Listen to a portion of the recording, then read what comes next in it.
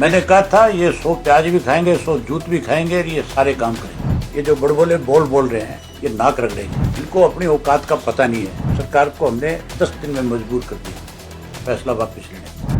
मुख्यमंत्री के पद पे बैठा व्यक्ति प्रेस के लोगों के बीच में सफाई के साथ झूठ बोलने का प्रयास कर रहा था।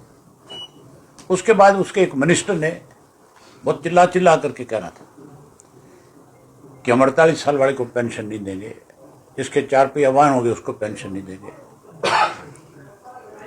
जो कह रहा था कि ऐसे कैसे पेंशन दे देंगे। मैंने कहा ये जो बड़बोले बोल रहे हैं ये नाक रगड़ेंगे। इनको आदत है बेचारों को, इनको अपनी औकात का पता नहीं है।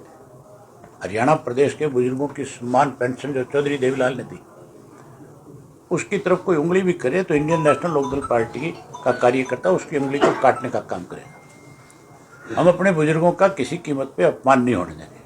ये बात मैंने 3 तारीख को प्रेस कॉन्फ्रेंस में कही और हमने फैसला लिया कि 20 तारीख तक अगर सरकार पेंशन वापस, जो पेंशन पे रोक लगाई है, जो काटी है, अगर इनके खातों में 200 रुपये जो सरकार की घोषणा थी कि नवंबर से देंगे, अगर वो नहीं देंगे तो फिर हम इस सरकार को किसी भी कीमत में किसी सरकार के मंत्री को, सरकार के किसी एमएलए को कहीं कार्यक्रम नहीं करने देंगे। और हमने अपने पार्टी के कार्यकर्ताओं की जिम्मेवारी लगाई कि आप गांव-गांव में जाओ, वर्करों की साथ साथ पदाधिकारियों की जिम्मेवारी लगाई। इन्होंने जाकर के पूरे प्रदेश में लोगों से संपर्क किया और हजारों की संख्या में लोगों ने इस बात के लिए हाँ भरी कि हम पंचकुला पहुंचे।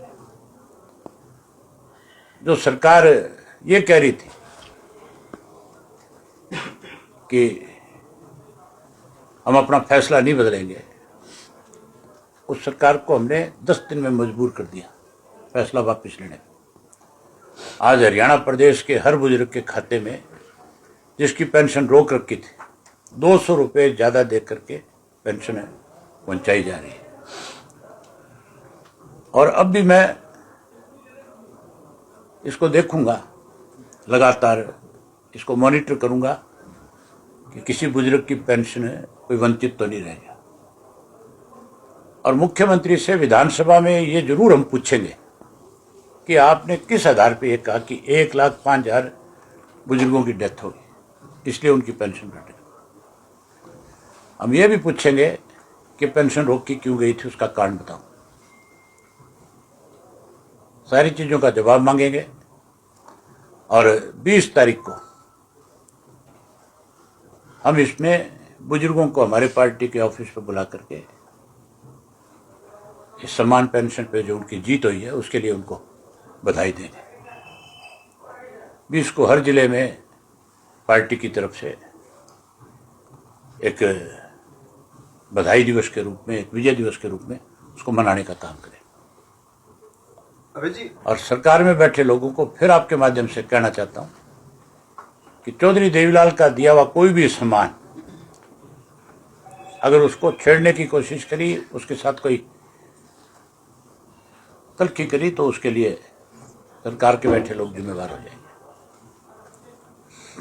ये सरकार ने जो अपमान की बात कर रहे हैं, अपमान तो कर चुकी है। अब जो बुजुर्ग हैं बेईमान डिक्लेयर करके, संदिग्ध डिक्लेयर करके जिनकी पेंशन रोकी गई। मैंने कहा था ये 100 प्याज भी खाएंगे, 100 जूत भी खाएंगे और ये सारे काम करें। करने पड़े कि नहीं करने पड़े? क्या माफी नहीं मांगनी चाहिए गवर्नमेंट को? मांगनी चाहिए। मुख्यमंत्री को इस बात के लिए माफी मांगनी चाहिए।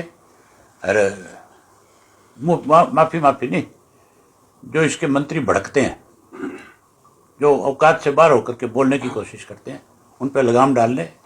अदरवाइज हमारी पार्टी का कार्यकर्ता सबक देना जानता है। उन किसानों की भी पेंशन कट गई है जिनकी फसल उनके खाते में आई थी। जो अपनी ज्यादा लंबी जबान से बोल रहे हैं, जिनको शायद इस बात का ज्ञान नहीं है कि वो किसके बारे में क्या बोल रहे हैं। हमारा कार्यकर्ता हर हालत में है, ऐसे लोगों की जुबान ठीक करना जानता है। बता तो दिया नीयत ठीक नहीं है। उनको कैसे अपने बुजुर्ग का मान सम्मान किया जाए इस बात का ज्ञान नहीं है। भाजपा में तो सारे है ही ऐसे, या तो कोई घर से काट रखे है या किसी ने घर वाले काट रखे हैं।